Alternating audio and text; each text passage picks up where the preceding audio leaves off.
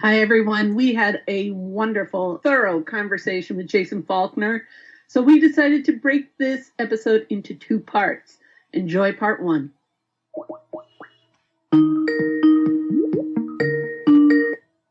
Hey, Jeff. Hey, Soraya, how's it going? All right. How about you? I'm doing great, and I'm super excited for today. You know, this is one of my favorites. Yes. So Do you want to let everyone know who we're talking with today? Yes, today we're talking to Jason Falkner, who played with the 3 O'Clock. He played in Jellyfish. He played in the Grays. He's produced quite a few bands, Pugwash. He produced Daniel Johnston. He produced R. Stevie Moore.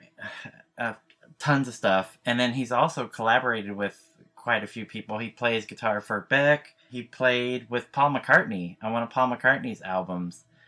But it's his solo stuff that I really like, so I can't wait to talk to him. Such a varied resume. I'm really excited to hear a little bit more about him and his creative process. So why don't we start it? Let's get started. Awesome.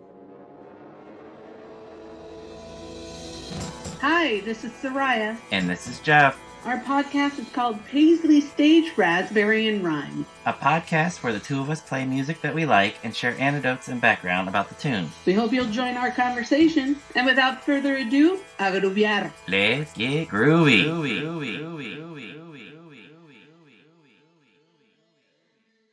All right, so it's time to give Jason a call. Let's give him a call. Sounds good.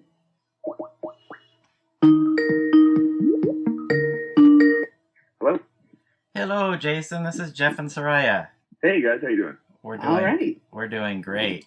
Excellent. So before we get started, we wanted to ask about this new organ purchase. What did you score? Oh, it's an organ that I already have, but mine is it's kind of beyond repair. So it's an old 50s Hammond, but it's a little tiny. It's a very cool little organ. I've used it a lot since going back to the Grays, because I think Jack Twig had one when we made the Grays record, and it's all over that record. It's all over pretty much everything I've done since then, except my last two records, because mine is not functioning. So I've been trying to replace it because they get to a certain point where they are kind of unfixable. The tuning drifts within the keyboard itself, so it's not like globally flat or sharp. It's actually like just super cockeyed within itself. So like a C octave like will be almost a half step sharp or flat, like just holding two C's. So it's just like a mess. So I've been looking to replace the one I have for about 5 years, and I finally found one, and it was like an hour and a half away, but the guy's going to deliver it to me tomorrow. So the thing is, they're really cheap, so they're kind of not like a lot of Hammond guys won't even try and fix them, because they're like, dude, this is gonna run you like $200 or $300, and you can get one of these for $150 when you can find one. Nice. So people don't even want to work on them, but they're kind of like one of my little secret weapon keyboards. So we don't really need to talk about it. But they're just really cool, and I hope that people don't catch on to them, because they do one thing, but they do it so cool. So. Nice. It's all over Beatles. The Bedtime with the Beatles, the first one as well.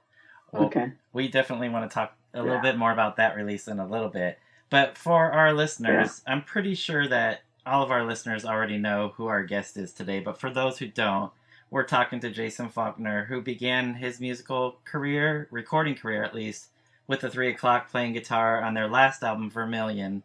Not one of my favorites. Then joining friend Roger Joseph Manning Jr. to form Jellyfish, who did a couple amazing albums, but Jason was on their first album. And then, of course, the Grays, who released the album Rochambeau on Epic Records. And my favorite part, Jason, of your career is your solo material, so I'd like to focus on that the most. And you've done quite a few you've done quite a few guest spots and producing albums that have landed in my year-end top list for the last few years. And you're currently playing guitar with Beck. But we'll dig into some of those later. But we wanted to welcome you to Paisley Stage Raspberry and Rhyme today. Thank you. It's good to be here. And I agree with you about that Vermilion record. Let's just go on record right away and say one of my favorite theater. Speaking of that, Jason, I want to let's just get out the gate, and I'll ask one. We want to ask just 2 quick questions about Vermilion before we move on to other stuff. Sure. So we wanted to know, how did you come to join the 3 o'clock for that last album, Vermilion, which was released on Princess Paisley Park label? Yeah, there used to be a paper here in LA. It might still exist, I'm not sure, but it's called The Recycler. Oh, it's yes. like a classifieds paper. I think it was free. And I had just come back I worked in a cannery in Alaska when I was 17 and a half, like right out of school. Wow. My friends and I drove up to Alaska, and I worked up there and you kind of lose your mind up in Alaska, really. If you're working on a cannery, it's just like super subhuman conditions, and the whole experience was like Mad Max. Wow. Just crazy, like just end of days stuff up there. It's beautiful as well, but don't get me wrong, but the canneries themselves are fairly lawless. And so when I was up there, I really realized I need to get my act together and form a band and all this stuff, and find other people to do this with, because there was nobody from my childhood that could really kind of keep up with what I wanted to do, and also just couldn't find people that shared the same kind of taste for certain things. So anyway, I came back and I put an ad out in this Recycler, and I got a copy of that week issue where my ad was to be, and was looking at it and making sure they spelled everything correctly and all that. And then I looked a little further, from musicians seeking bands to bands seeking musicians, which was the next little chapter in this paper. And I saw an ad from the 3 o'clock saying 3 o'clock looking for guitar player. And I'll never forget it. It said no metal, no country, and no flakes. So I called that, and turned out the phone number was Danny Benaire, the drummer's home phone. Oh, wow. And so he and I just talked. That very first conversation I had with Danny was probably 2 hours long. Wow. It was insane. We just completely hit it off. And I was really into a lot of this kind of obscure British, what I called wimpy pop music. That's just what I lovingly referred to it as. But it was, bands like the Pale Fountains and Care, what other bands? Farmers Boys. There was this kind of scene of this kind of jangly, Aztec Camera would have been kind of a spearhead band of that. Oh, okay. Orange Juice and all that stuff. And Danny was really into that as well. So we just had this kind of immediate bond with that music. And then, that's how I got in the band. I guess the legend has it. Hey, wow, there's a little dog situation out here. Wow. We like special I think they're all going to guests. survive. Should we send in a search party or a rescue crew? I think they're okay. That was a little heated. But yeah, So you hit it off with Danny right away? Auditioned. I hit it with Danny right away, and then I auditioned, and according to their legend, I beat out over 100 guitar hopefuls. Wow. And found myself in that band.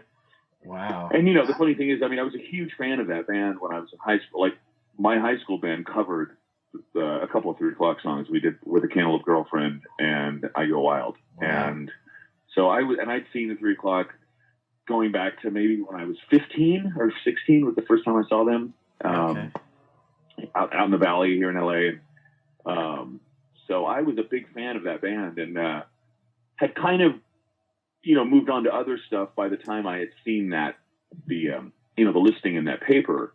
So I was like, wow, 3 o'clock. And then all of a sudden I'm in the band, and I'm like, wow, now I'm in the 3 o'clock. And then I hear the music that we were going to, that was going to comprise the next record. And I just it was a little bit of a disappointment for me, just because I loved them so much before.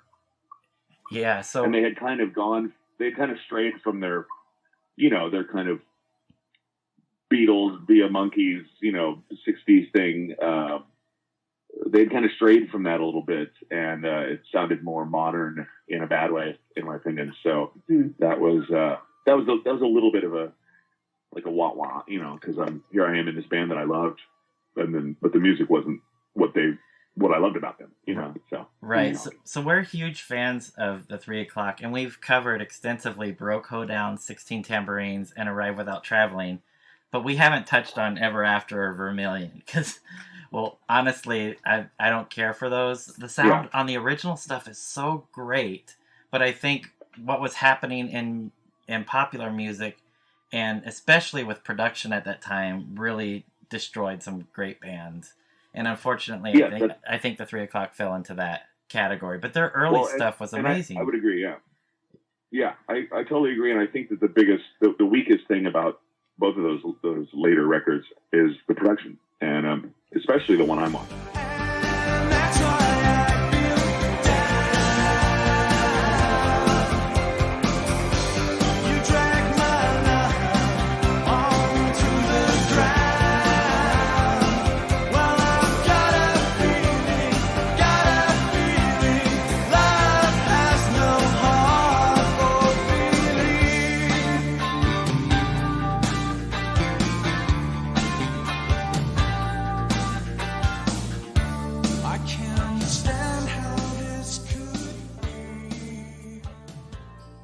It's just horrific production, in my opinion. And I was kind of kicking and screaming, you know, but I didn't really have a very loud voice in that band because I was the new kid and I was literally a teenager, and you know, and they were like, yeah, whatever. And I'm like, no, you guys, we should all be playing. Like, you guys are so good at live, you know, playing together. And like, what's the deal? Like, everything was being separated, and a lot of the bass isn't even Michael playing. It's like a sampler, and you know, it's just like.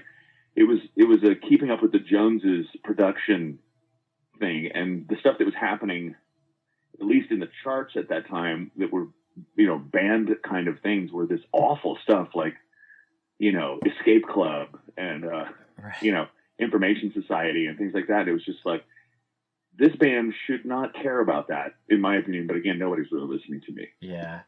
So that kind of leads into what I originally had for my next question and last question about Vermilion. So it sounds like right off the bat, you weren't thrilled with where the band was going. And I imagine it's the same or worse now, looking back on it. Well, I mean, now there's just kind of funny, sweet. I just did this Kinks thing with them, and that was the first time I had been on stage with Michael and Danny, and Louis was there, and that was the first. I mean, I'd never been on stage with Louis, but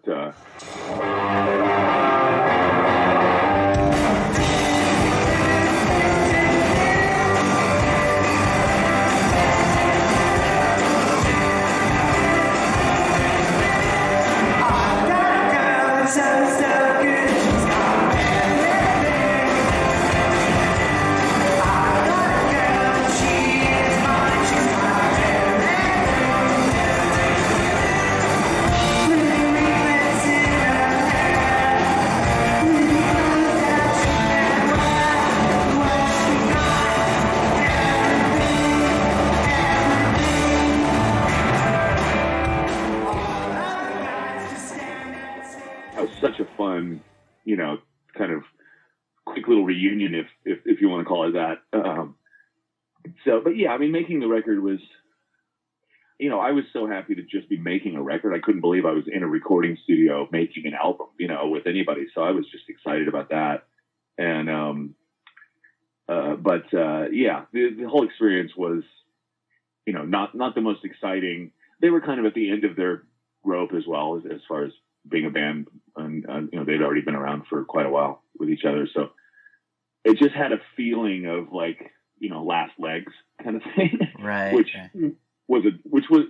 is a drag to be around, especially when it's your first experience, you know? Right. Yeah. From what we've talked to the guys. That was challenging. Yeah. From our recent conversations with the guys from the band, it sounds like they probably wished that they would have listened to the new kid that joined the band. Oh, well, that's nice. Yeah. I mean, I think that, you know, they kind of felt the same way. I'm sure they felt the same. I mean, nobody was happy to be replaced by an Akai sampler. I mean, I know Michael wasn't thrilled, and Danny, I remember Danny almost in tears, you know, because the only thing that Ian, the producer, would let him do was play cymbals, and the rest of it's like programmed, and it's terrible samples, and wow, it's just so Danny. It's not like they were all like, "Oh, this is great," and what do you know, kid? It was more like, "Well, we're trusting this new thing, and we're going to try this, and maybe it'll result in some dollar signs and blah blah blah." And, I just feel like, I'm sure they aren't happy with that record either. It's not like I was the only one going, "This is shit, guys." Yeah. Can I use the S word? Yeah, you can use anything you want, Jason. Okay, sweet, thanks. Good to know. So, yeah, so I think we were all in the same boat. I think they were just like, hey, you might be right as far as being cool, but maybe we're through being cool. Which I can understand that as well. But it's just it is what it is. And that producer, man, I really can't say enough about how he just did not listen to the band. He didn't respect the band's history at all. He just came in and kind of tore this whole thing apart. And, wow. Didn't really care about he wasn't sensitive to what the band was. I think he probably saw it as this. He probably listened to the earlier records and was like, yeah, these are cute and charming, but this isn't gonna sell anything. And we're like, yeah, but it's already doing all right. I mean, the band was known. I mean, I saw the band at the Palace a bunch of times, sold out, and the Palace was, I don't know, 1,000 people or something. So to me, that was like, man, you're huge. Yeah. So agreed. Yeah. Like, this band isn't destined for the Forum. It's not that kind of band. It was a band that was more of what we used to call, it was college rock. You know what I mean? Yep. That was the term before indie rock and alternative rock, all that stuff. Those labels didn't exist. It was literally called college rock. And so, Right. the guy, I think, just tried to make it a straight ahead pop band, and that's not what the band was. So. Okay. Well, I just want to close this 3 o'clock circle because we do want to talk about your solo work and work with other bands. Yeah. But I want to touch back on something you just mentioned, which was the Wild Honey concert that's a fundraiser for autism research. And this year's focus was the Kinks, the Village Green Preservation Society album. And you performed by yourself, Big Sky. And then with the 3 o'clock, you all did an amazing version of She's Got Everything. And we just wanted to touch upon, how did it feel playing with that lineup again? Well, you said you hadn't played with Louis, but, you had Louis, Danny, and Michael, and you. And how was that playing those two songs?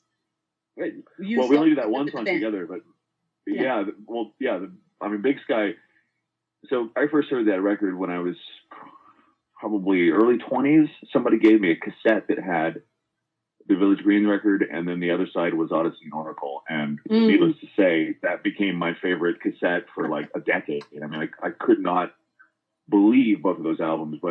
And in a way, the Kinks one, I love them both, obviously different bands and everything, but the Kinks one, I just really fell in love with Ray on that record. And, so I wasn't sure if I was actually going to be able to do that show at all, but when I did have a little window in my insane schedule, I jumped at it. And Big Sky I was given like a handful of songs to choose from, and I was like, all right, that's the one.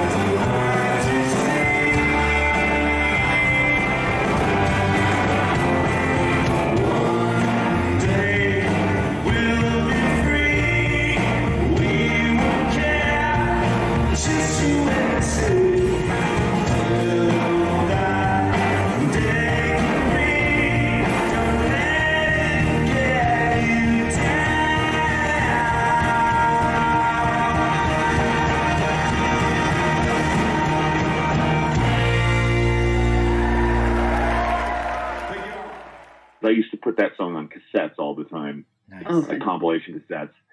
So yeah, that was great. And then yeah, of course, I mean, getting up with Michael and Danny and Louis, and Louis was like he was kind of a guitar inspiration to me when I was a kid, because like I said, I was really into 3 o'clock when I was in high school. So he's one of that early group of rock guitar players that kind of impacted me, and I told him that, and he was pretty well chuffed, as they would say in the UK. But yeah, I love Louis, and so that was the first time I've ever really even hung out with him. So, and it was just great to see Michael, and I see Danny a little bit more than the other guys, but I hadn't seen Danny for a long time. So yeah, that was super, super fun to do that with those guys. If you look at any of the footage, I'm just cracking up the whole time because I can't believe it's actually happening.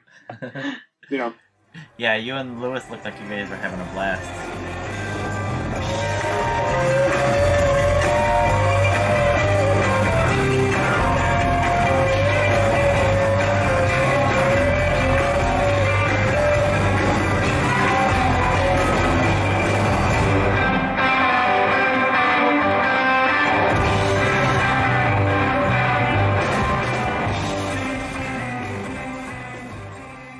Yeah. Rocking out together. Yeah, it was pretty fun.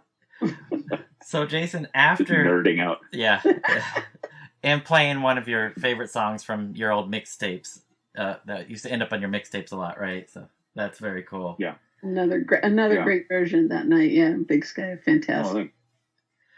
So following the 3 o'clock, you were recording some of your own stuff at home, and then you eventually joined with Roger Joseph Manning Jr., right, to start Jellyfish. And you, of course, worked on their first album, Belly Button. Can you tell us how you transitioned from the 3 o'clock to another band? Well, so yeah, when I was leaving, let's see, okay, this is I keep forgetting how this went down, but this is actually how it went down. So that original Recycler ad that I had placed, where I looked a little further and saw the 3 o'clock ad, in my ad, it said, singer-songwriter, multi-instrumentalist looking for like-minded people, and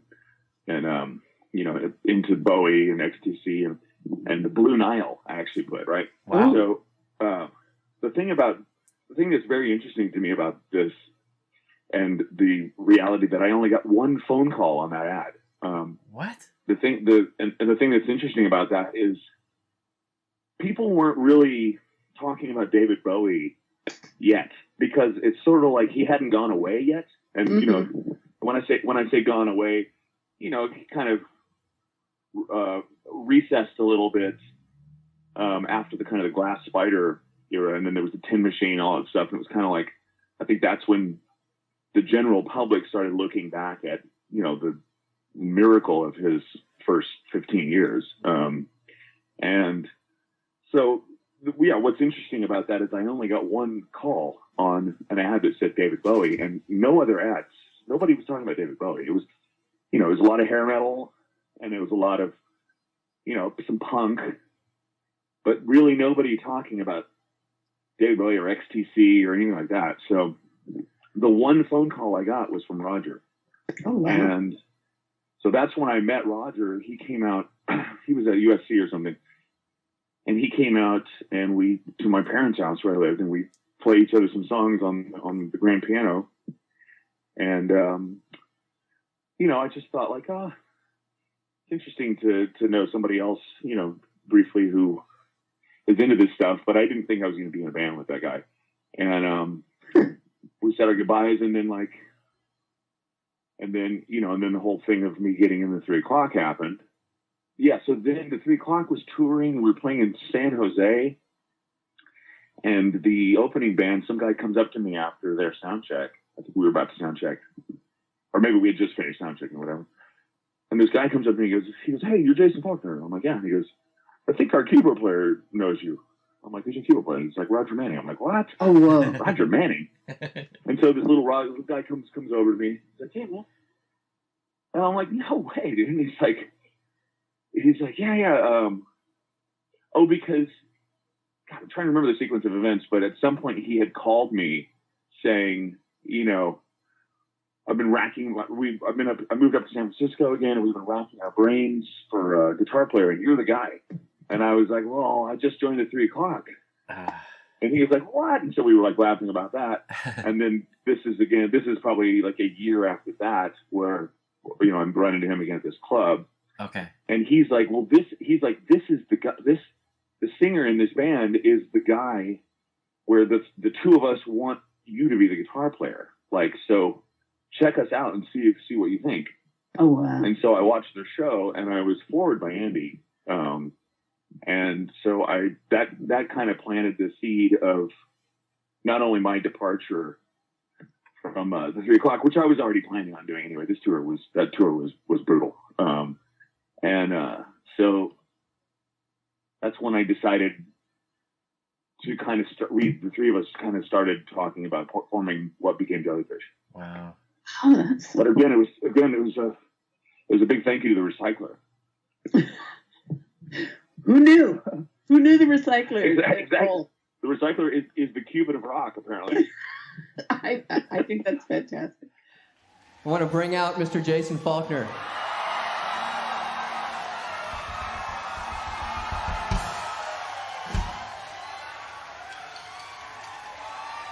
Haha, yeah. Arigato.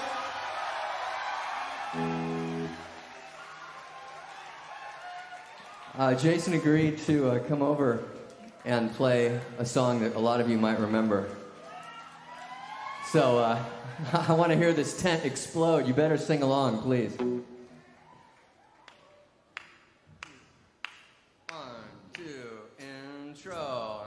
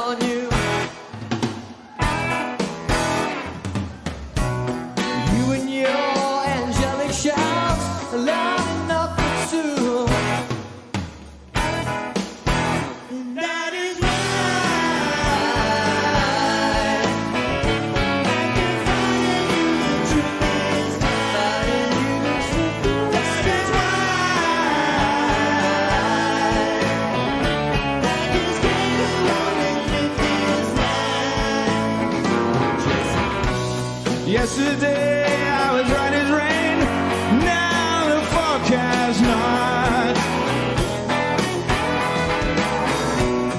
It's partly cloudy with trousers stained, with coffee of inquiring minds. But that never meant that much to her. She chose to keep her nose too clean.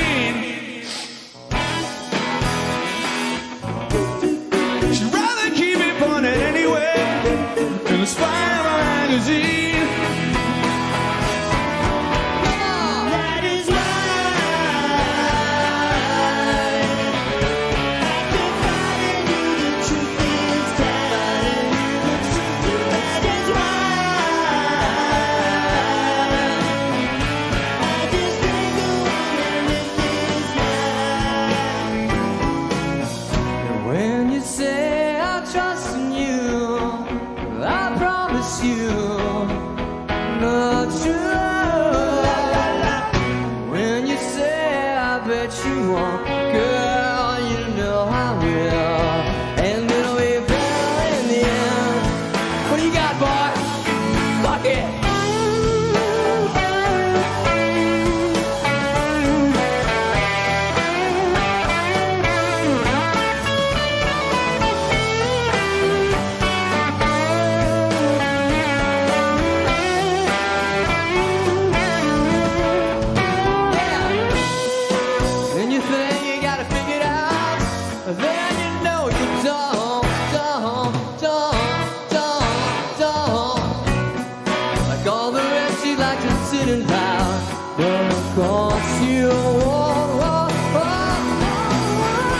That is why I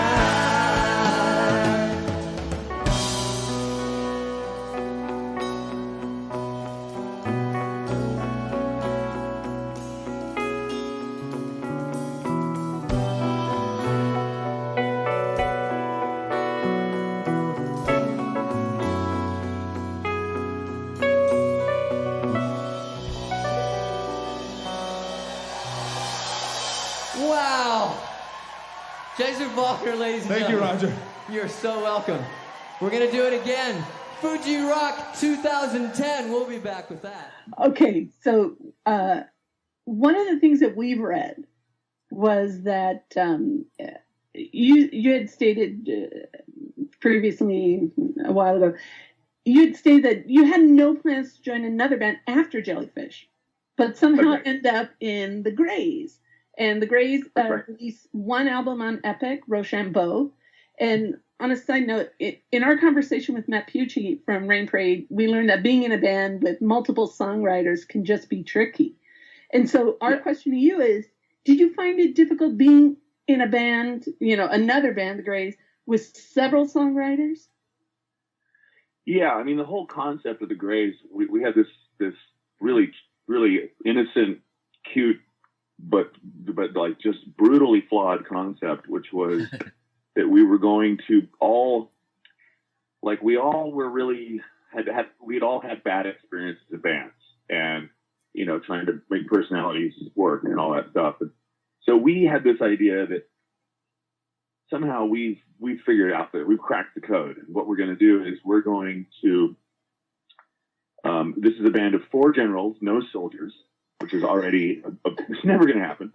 And so, and then not only that, but whenever it's, say, Buddy's song, then the other remaining 3 of us, the other 3 generals, heavily decorated, are going to be the best sidemen possible for said songwriter at the moment.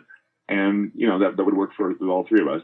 And it just, like, it was a cute idea. And we talked about it over many drinks at many different bars, and seemed like we were going to be able to make this work. And then, of course, as soon as we started making the record, and I brought in Jack Quigg, who had done the Jellyfish stuff, and Jack preferred my songs and my voice to the other guys. So Jack was always pushing for me to have more songs on the record. That's why it's slightly unbalanced, where I have 4 songs and the other 2 guys have 3.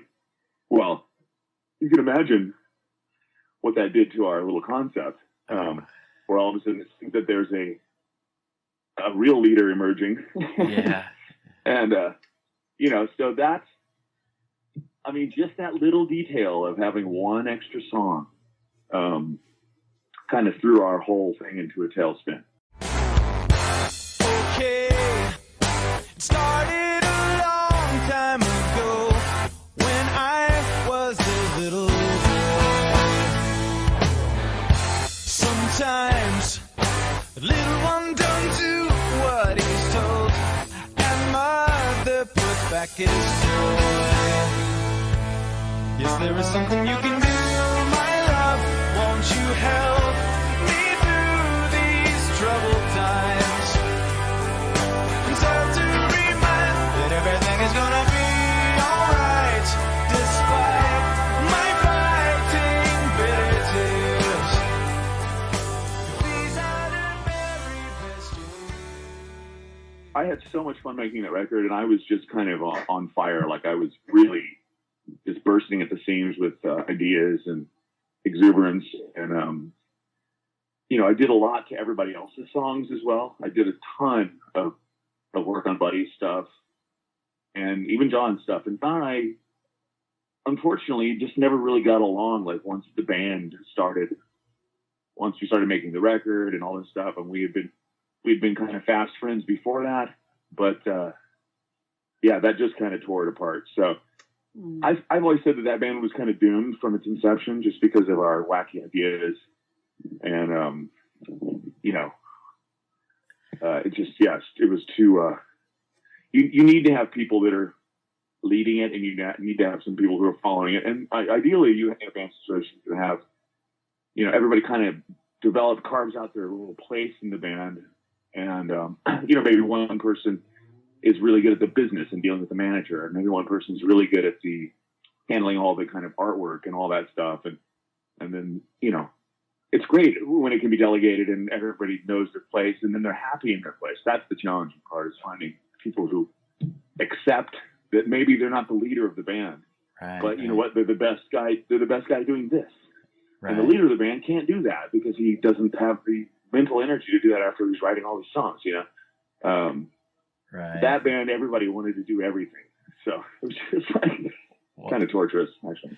So speaking of the artwork, I believe your father did the artwork. Is that correct for this album?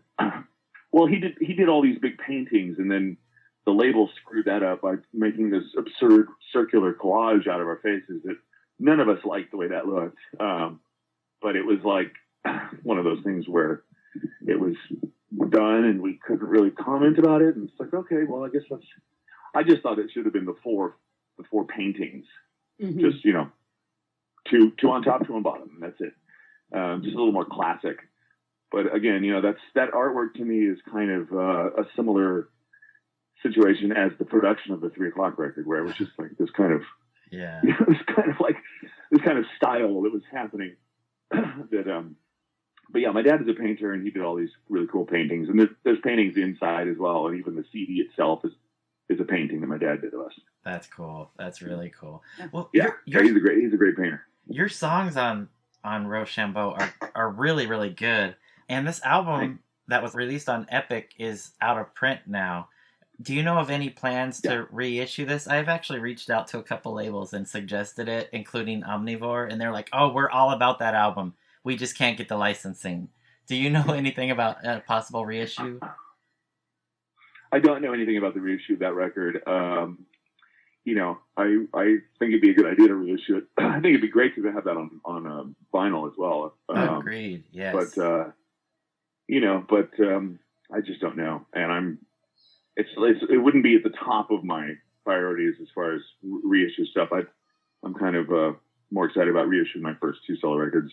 But yeah, I mean, I would love it if somebody would put that out again, and you know, maybe I could be involved and actually make a penny. Off of that. That would be nice. It sounds like there's definitely interest in that. So I think that the trick is the licensing. But speaking of your first 2 records, enough of this band stuff. I really love your solo album. So in 1996, you released Presents Author Unknown, a fabulous album.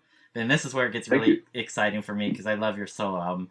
So on Author Unknown, you play almost everything, right? Yeah, I'm playing everything except I had my friend Alan Johannes, who's a tremendous talent. I had him come down and he plays what I call the bumblebee guitar on Miracle Medicine. And that, I believe, is the only guest.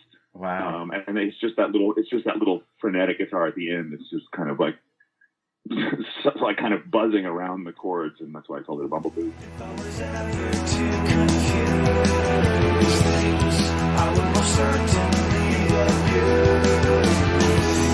Now that you all can read my mind, I think it's safe to say you mine.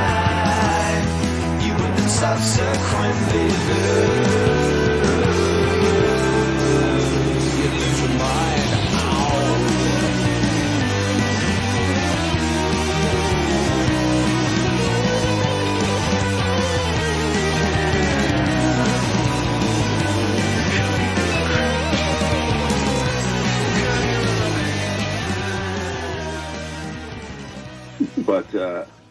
But yeah, no, that's me playing everything. My whole thing, I was always doing, I mean, ever since I was a teenager, I remember when I first realized that I could take 2 cassette decks and I could like record something like on the left, you know, just a mono thing on the left or right side. And then I could play that back, feed that into another cassette deck, and then record something while that's being printed onto the second cassette deck. I could record something live with that. Nice. And then keep doing that and bouncing back and forth. And I could kind of multi-track with 2 crappy, you know, TIAC cassette decks. And that was just a revelation. And I made all these recordings like that when I was a teenager. And then when I was a little bit later teen, maybe 17 or 18, I permanently borrowed, which means I stole a cassette deck. I stole my friend's Tascam Porta 1. Oh, wow. Which was which was a super crazy revelation for me. It was like, oh my God, this is a 4-track cassette. So now, and it's like, okay, and I never had a manual because he didn't have the manual. So I just learned how to use this thing in my own way and in my own time. And I used to get maybe 16 tracks on that thing because you just keep recording a new thing and bouncing the old things together with it over and over and over again until you can seriously multi-track on that thing. And that's where, like, I did a record on what was that label? Spin Art, called Necessity to 4-Track Years, and most of those songs are those 4 tracks that I did on that Tascam.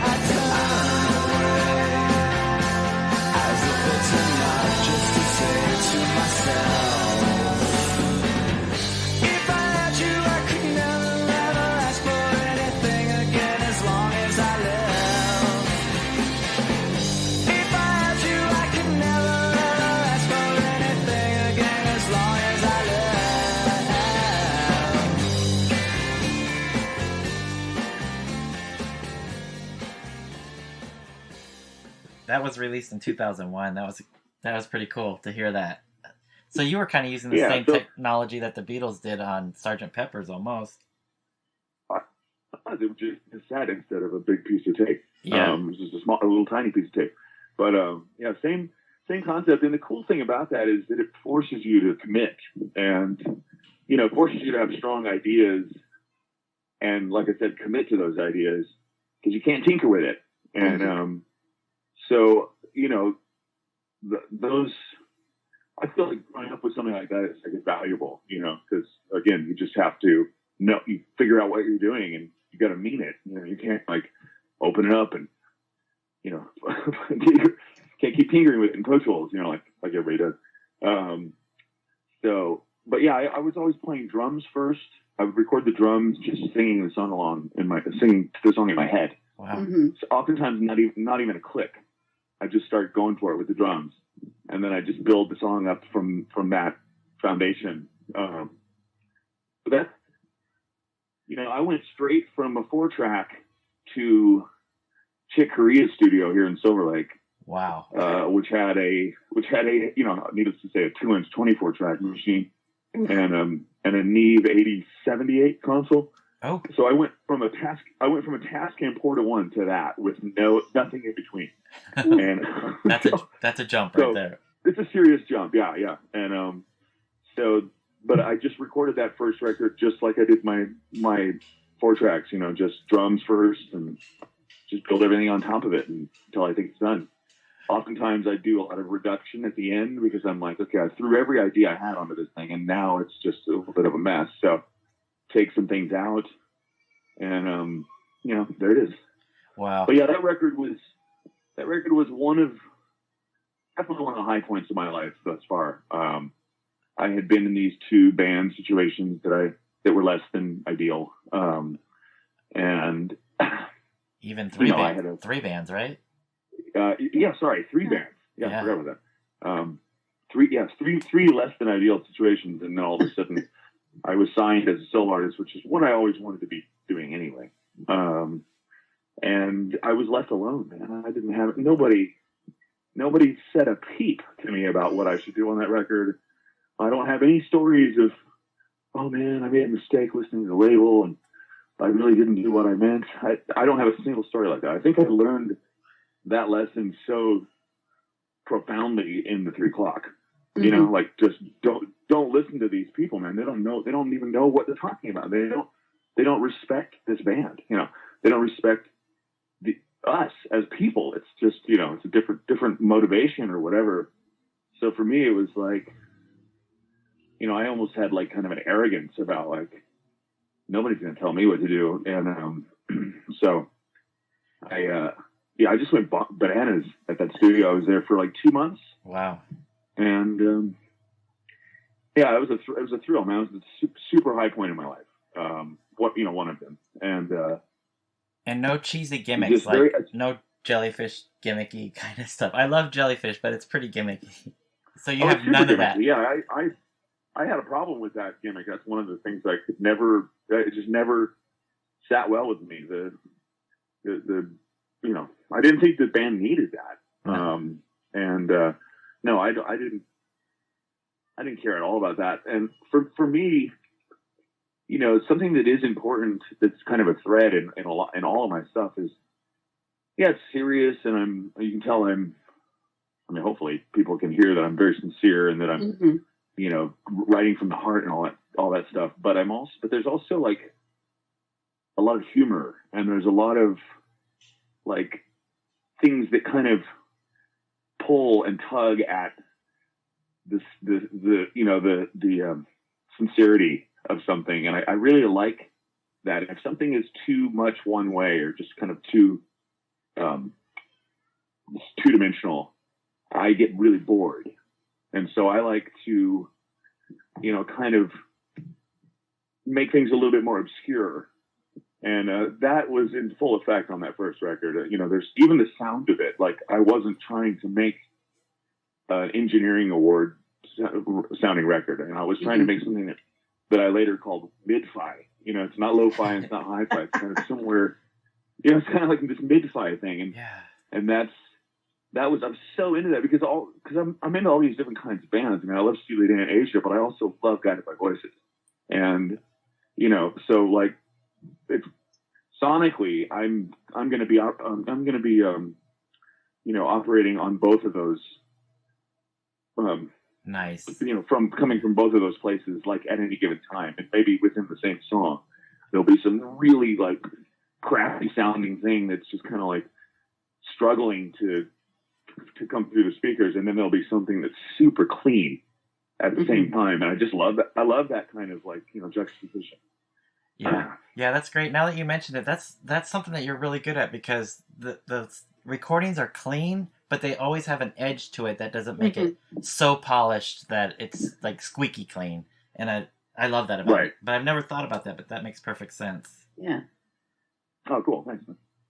And Jason, just to follow up on that, because I think when fans of your music take listens to your solo records, and I'm talking between the years 1996 through 2009, we definitely hear that.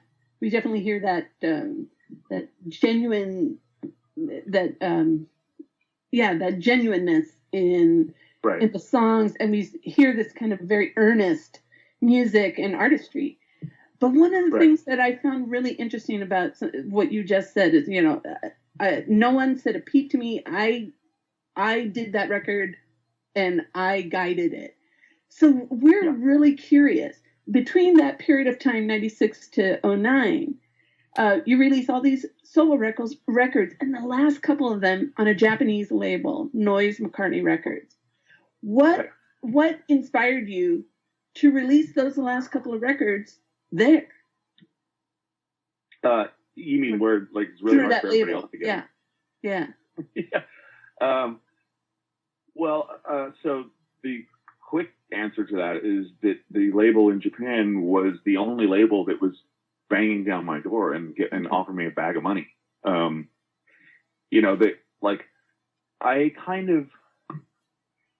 I guess after Can You Still Feel, my second record,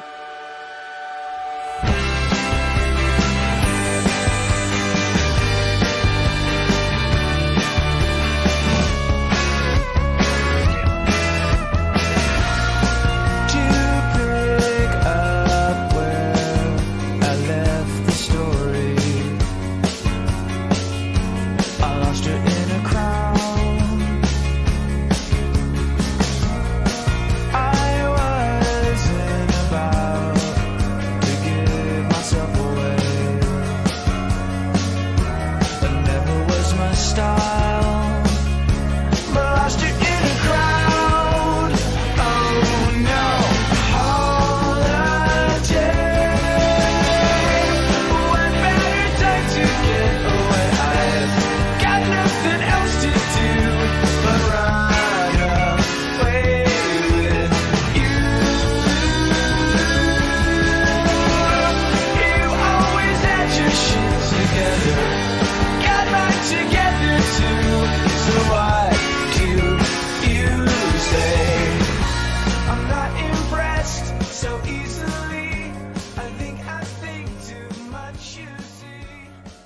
got a little bit disenchanted with the whole process, and I got a little bit, sort of couldn't really find the reason why to do all this stuff. I mean, of course I'm making this music for myself, and because I feel like I have to make music and I have to write songs, and I love recording all this stuff. And none of that, like no business foul can mess with that. Mm-hmm.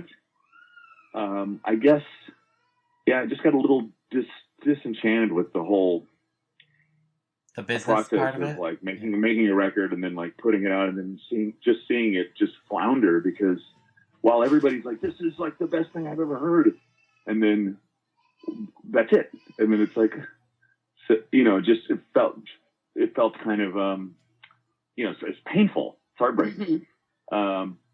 And I'm not saying like I thought that I deserved to be, superstar or anything like that, but I definitely wanted to be able to tour and take a band out on the road and do it right, and then build this thing up and like get to a place where I'm playing theaters and all that stuff and having a light show and having, being able to put on a show instead of just constantly playing little clubs and smelling the guy's breath from the band before and on the mic. And, it's just like, it wasn't like escalating. And so I kind of ducked out for a while. And then, like in the mid-2000s, this label was like, hey, we want to put out your records. You have a big fan base over here. They were giving me like a very real amount of money for a little tiny label. Wow. And they were like, hey, can you give us, the record by this time? And I actually work really well with deadlines. Uh-huh. Even though it would seem like I don't, because I put out my last records like 9 years ago. So it doesn't really seem like that's true at all. But in reality, if somebody is like I loved the whole thing of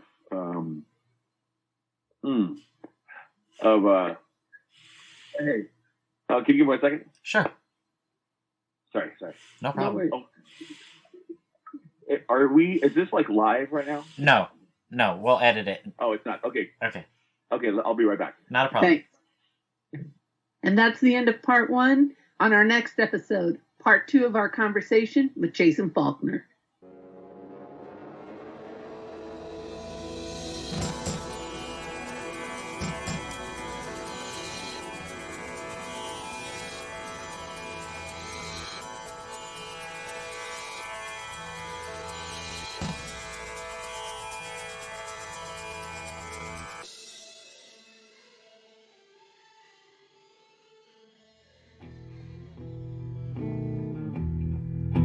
She goes to bed, but is always alone, with a handful of friends, trouble at home. She wants to be good, she knows that she should, but with the knowledge of this, there's no way she could.